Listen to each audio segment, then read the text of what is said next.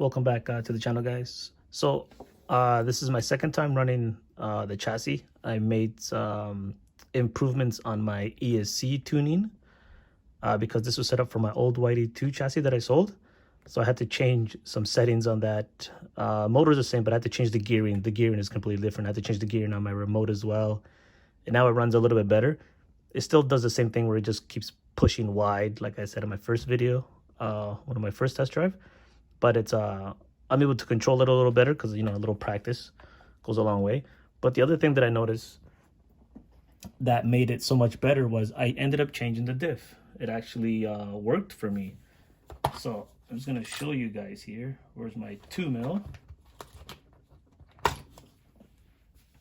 Right, so I ended up putting, like I said in my previous video, I ended up putting my YD2 diff in it. Right, I love this thing about it. You can just slide this in and out. I love that. That's what a good way, or something that you call a quick release or a quick change. Some chassis don't have that. They say, yeah, quick change, and then they block it. They put in the ESC, and then you can't adjust it, or sorry, take the ESC off as easily as this.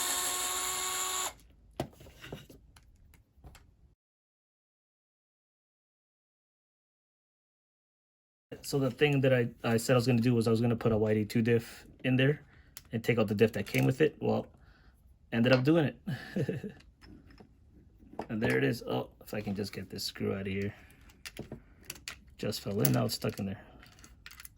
There you go. Yeah, so there it is. Let me see if I can just bring you guys in a little bit closer. Oh, that's too far.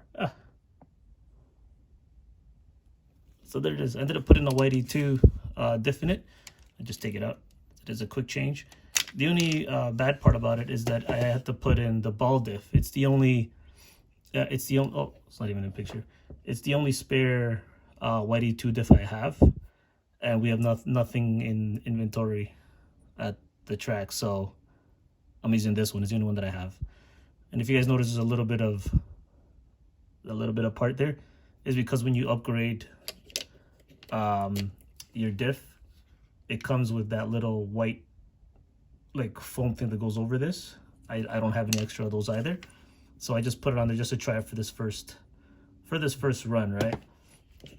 That was the main purpose of it, just to try it.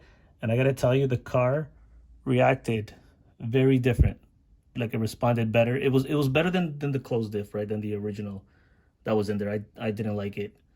And yeah, just having this open diff, ball diff, which is the same as the YD2 diff, it's just perfect. The only thing you have to do if you're doing this, changing it in, is you need the bearings. So you need these bearings from the YD2 that go around your, you know, just as you see it, to fit in, to go in there, because you can't take the ones from the other one out. Or actually, I guess you can, but they're like bolted on, screwed in. So yeah, I just found it easier with this. Yeah, but it fits in there perfectly. All right, so yeah, a YD2 diff confirmed, can go inside. All right, so hope you guys, I got a few running clips that my buddy recorded of me running. I was chasing, or I was tandeming with my teammate. He's got his MC1, which is the ReveD conversion of a YD2, which is, you know, ReveD.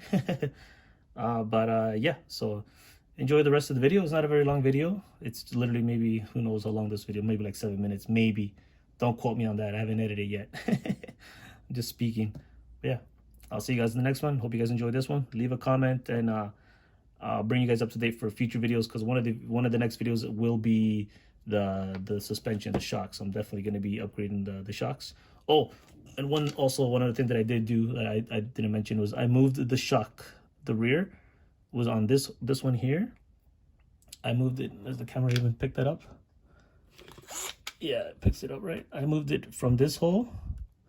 That's the stock location, or the instructions location. I moved it from there to the inside, so in one hole, and that helped me so much more.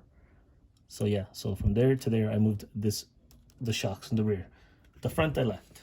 Well, the front you can't even adjust anyways. But yeah, so that's all I've done to the chassis. All right, guys, leave a comment, and feel free to subscribe for future videos.